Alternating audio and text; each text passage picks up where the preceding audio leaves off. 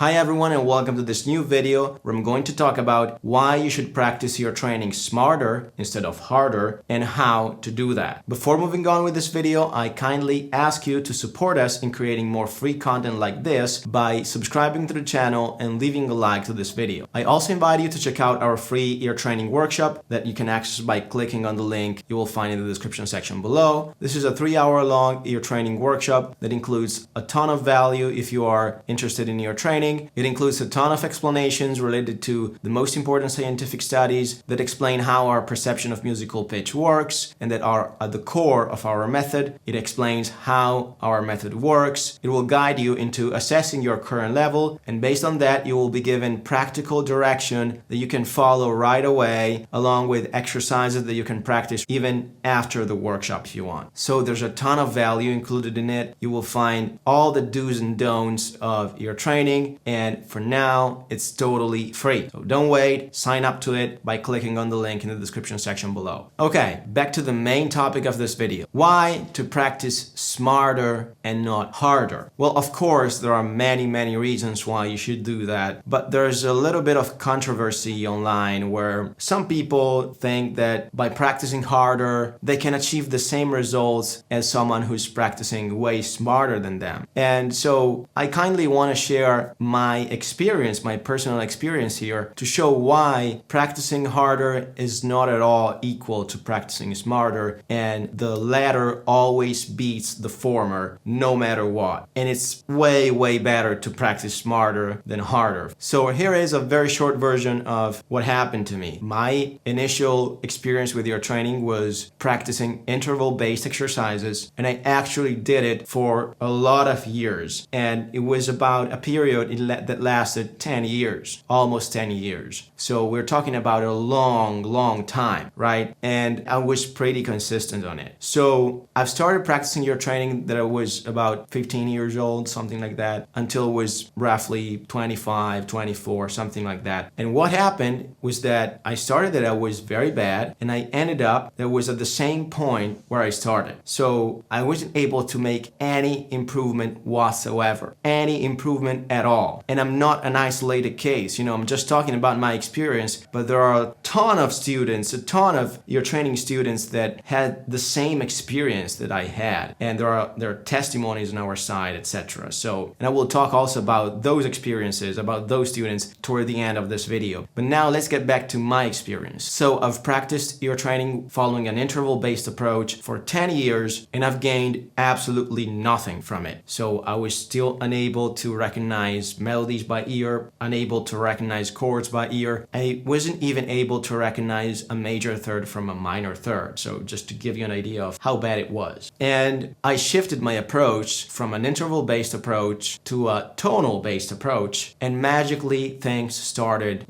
changing dramatically. I started improving. I started noticing that I was able to accomplish tasks that were very difficult for me, and I gradually improved. And what happens is that if you improve gradually but consistently over the course of 5, 6, 7, 12 months, you're suddenly on a totally different level. And you can do things that you wouldn't have even imagined before, right? So that's what happened to me. And again, I'm not an isolated case at all. There are a lot of people that had the same experience. I've talked in multiple videos about why intervals are ineffective, what are the issues with them, etc. And I don't want to go deep into it in this video because I might bore some of you that followed other videos, but I've created an entire video where I show all the main scientific findings that are related to our perception of musical pitch, and those findings clearly show why interval-based approaches are ineffective and why a tonal-based approach is the right way to go when it comes to ear training. I invite you to check out that video. You will find a link to it up here and in the description section below. This is an example of why practicing harder is not at all the same as practicing smarter. And if you practice smarter, you get a ton more benefits benefits compared than just practicing harder. So to wrap up this point, I can say that if someone comes to you and says, oh, you can't develop this skill because you're just not practicing hard enough. Well, this is probably not true. There might be a lot of different reasons why you're not getting better at it, but the solution is not practicing harder, right? The solution is finding what are the problems that are holding you back and designing specific systems that can solve those problems. So this is just to give you an idea of why you should practice smarter instead of harder, and why you should not make the same mistake I did, which was going for 10 years with this belief in mind that was, I just need to practice harder, and I just need to practice longer and harder and to grind through till the end. And this didn't work at all. So just don't make the same mistake. Okay, let's now understand why harder often doesn't work. Because it's important for us to have a clear idea of why this belief of working harder, especially on your training, is not going to work.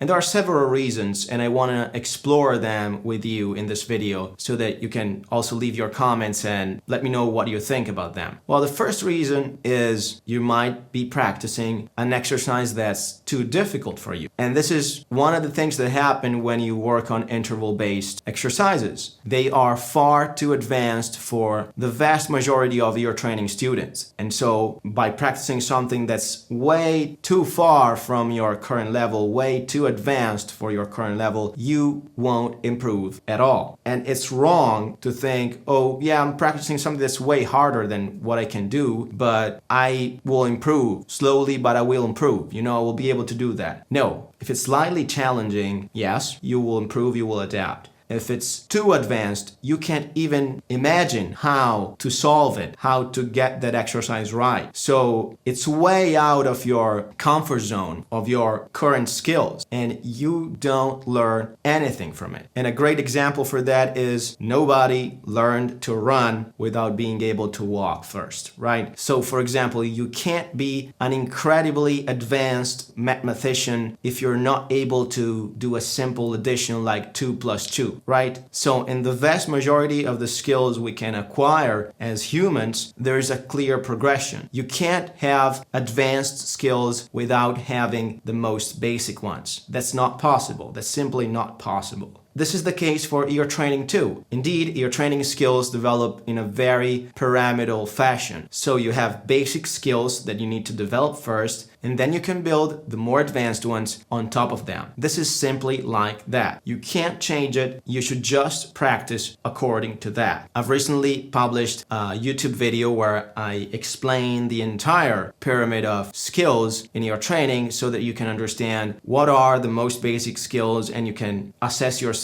whether if you have them or not. And then I also explain how each skill can be built only on top of the previous ones. I really invite you to check out that video because it's going to be really helpful to you in firstly assessing your current level. So understanding at which stage in the learning process you're at right now. And in second place, it's going to help you understand what exercises you should practice based on your current skill level. So it's a very helpful and useful video for everyone who's interested in your training. You're going to find a link to it up here and in the description section below. Another reason why practicing harder often doesn't lead to better results is that you might be trying to develop a skill that's not useful in real music. Also in this case, we can say that intervals are a good example for that because they encourage thought processes, cognitive processes that are not applicable to real music. I won't go deep into this topic in this video, but just to give you an idea, generally speaking, interval-based ear training suppresses your intuition in favor of very rational and clanky thought processes that require a lot of time and a lot of effort to be applied and are not applicable in real music. That's because in order to be able to play by ear effortlessly and seamlessly, we absolutely need to tap into our intuition intuition, which allows us to recognize notes, chords, etc. based on their sonic sensation. Music is the language of sounds and sensations, right? So you can't understand music with rational thought processes. And this is a problem because you might get away with rational thought processes when practicing the interval exercises themselves, but then that skill is not applicable to real music. So you're trying to develop cognitive processes that you can't use, really. And I guess that you're not gonna be happy about wasting all that time and effort. But of course, there are many different ways in which you can waste time trying to develop a skill that's not applicable in real music. For example, I've seen students trying to memorize the sound of a specific note like A flat or something like that by listening to it for hours and hours, even in their sleep. If you're trying to develop relative pitch skills, this is not gonna help you at all because this is not how our brain works. You can't memorize a pitch, a specific pitch, if you don't have perfect pitch. And scientific studies show that perfect pitch could be developed in early childhood only. So if you're an adult and you don't have perfect pitch, this is very unlikely to help you in any way. Let's now talk about the third and last reason about why practicing harder often doesn't lead to better results. And the third reason is that you are practicing your training in the wrong way. What I mean by that? For example, I've talked a lot about the trial and error approach and why that's an ineffective approach. This is an approach that a lot of musicians do instinctively. Basically, this approach consists in transcribing melodies and chords by ear while helping yourself with an instrument. So what happens is that most musicians play random notes or chords until they stumble upon the same note that they hear in the melody or the same chord that they hear in the song, etc. So this means that they are relying mostly on their instrument, and this is not going to help them train their inner ear, which is the entire goal of ear training. So this is an example of how you might be practicing in the wrong way. You're trying to do something that you think is gonna help you, and maybe you have good reasons why you think so, but it's actually not going to help you. It's going to hinder your progress because you are not relying on your thought alone. You're not reinforcing your cognitive processes, your mental processes. You are just repeating an action, which is, okay, I'm going to try to play some notes and I'm going to pay attention and listen to when I'm hitting the same note that's in the melody. This is a very specific task in your training that's called pitch matching. And if you repeat this action over and over, you just train your pitch matching skills, which are important, let's say, but are a very basic skill. So actually, you're not going to develop more advanced skills than that if you keep training in that way. I've made a specific video where I talk more about the trial and error approach. You'll find a link to it up here and in the description section below. Another example that falls into this category is misunderstanding an exercise.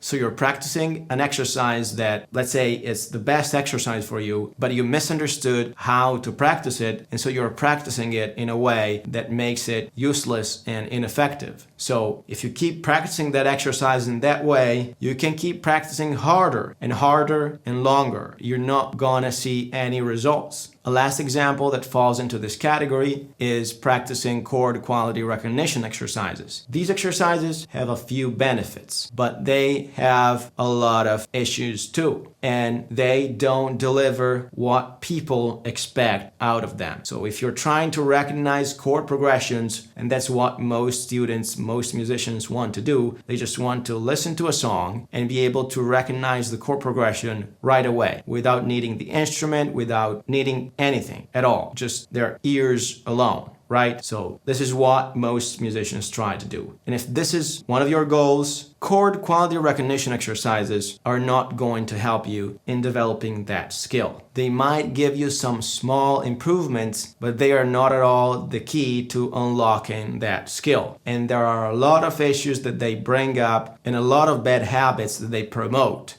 I've made a specific video where I talk about the issues of chord quality recognition exercises. You will find a link to it up here and in the description section below. So let's now talk about the next important topic in this video, which is how to understand whether you're practicing smart enough or not. Well, this is why we've created an entire course, including benchmarks, including an entire step-by-step process, and a ton of exercises to practice that are all laid out in a step-by-step way. Of course, as you can understand, I can't deliver that amount of information in a YouTube video, but what I can do is give you some broad strategies that you can use and that are effective in order to understand whether you're practicing smart enough. I also want to clarify that these are not going to be precise benchmarks, okay? This is going to be a rough but very practical and useful way to quickly assess whether your training routine is smart enough or not. Well, the idea is that you should track and measure your improvement in a specific skill that you're trying to develop over a specific period of time and see whether you are moving toward that goal fast enough based on some realistic expectations. I'll give you a practical example so you can better understand. So for example, if you want to improve your melodic recognition skills and you want to get to a point where you can recognize melodies by ear quickly, what you do is simply setting up a test that allows you to measure your current level in that specific task. So if we're talking about melodic recognition,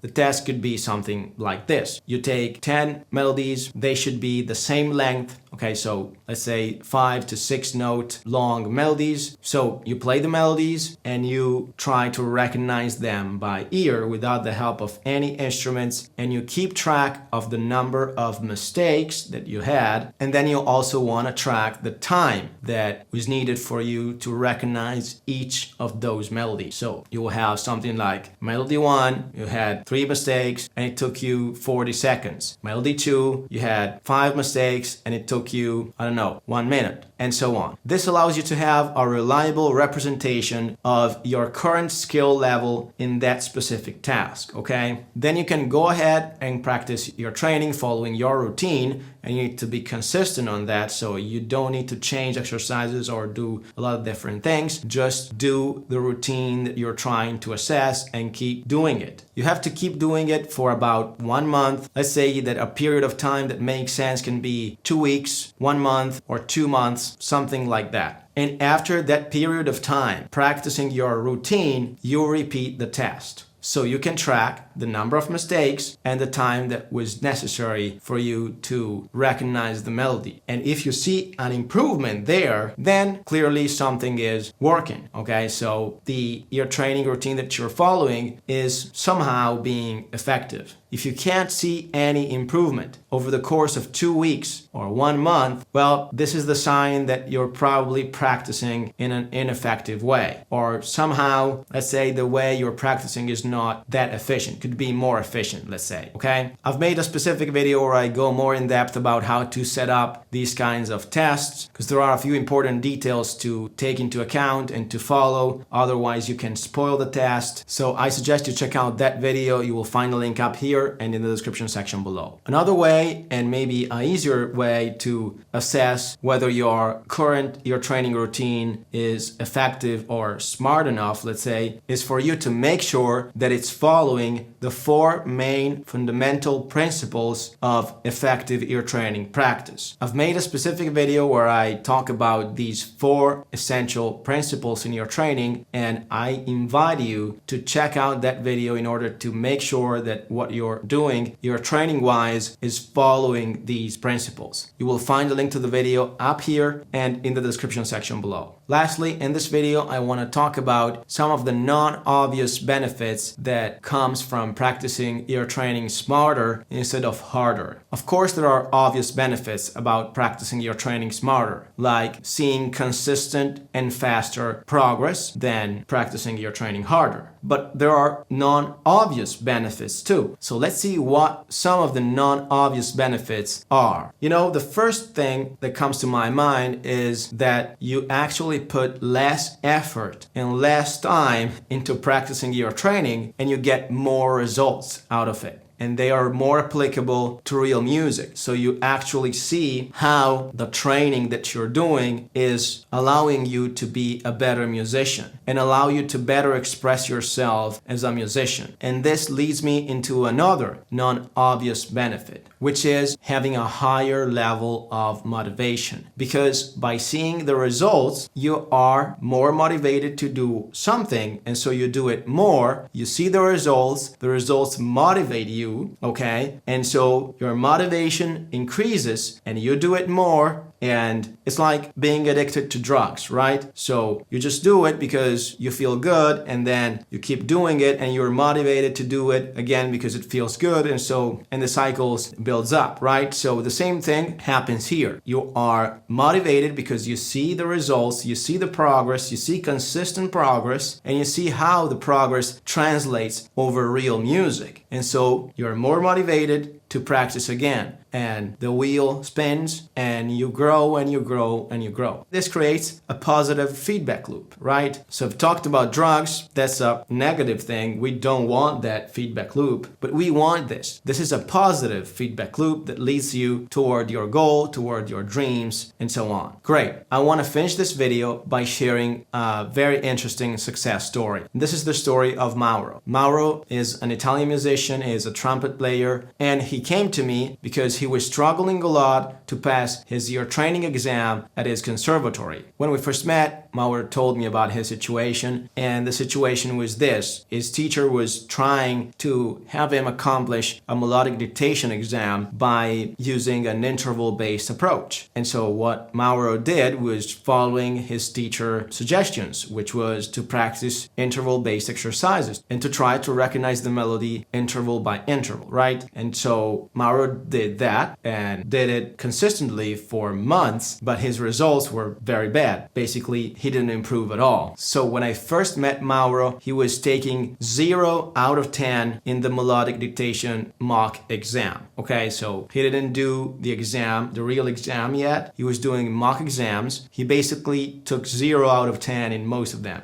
This is the minimum evaluation he could get. Of course, he was really frustrated because he was practicing a lot and putting a lot of effort, time, and energy into this and wasn't getting any result whatsoever. And he kinda went for the hard way, right? So he started to practice harder and longer and more in order to try to get something out of it. And this didn't work at all. His evaluation remained the same even though he was practicing a lot. So I did the first lesson with Mauro. I assessed his current level. We went into the first exercises. I assigned him a few exercises to do every day. He committed to it. He was very, very motivated, and he started to see some progress right away. What happened a few weeks later shocked me, totally shocked me. And I think also Mauro himself was shocked because he did a mock exam, I think if I remember correctly, was 2 weeks after we first met, so after our first lesson, and he took 8.5 out of 10, so close to the maximum. And he just trained for 2 weeks, only 2 weeks. These were unbelievable results. I mean, I would never have expected to see someone go from 0 out of 10 in a melodic dictation exam to 8.5 out of 10 in 2 weeks.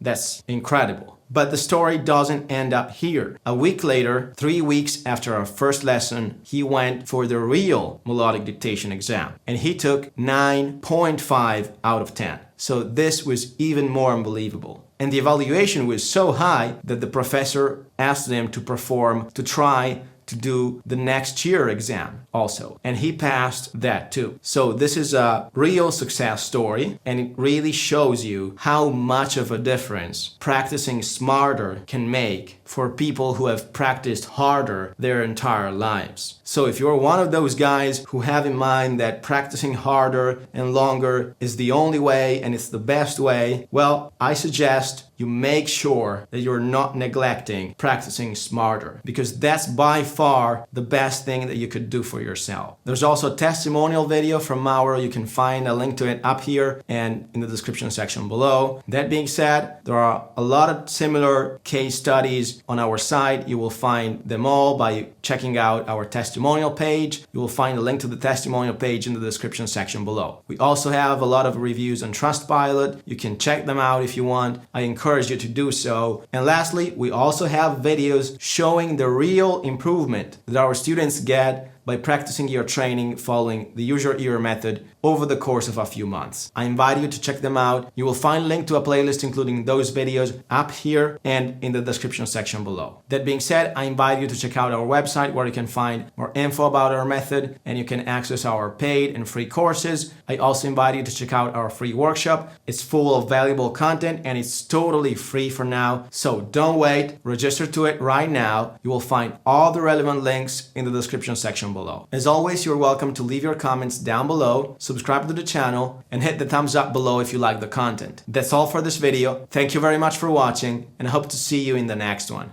Bye.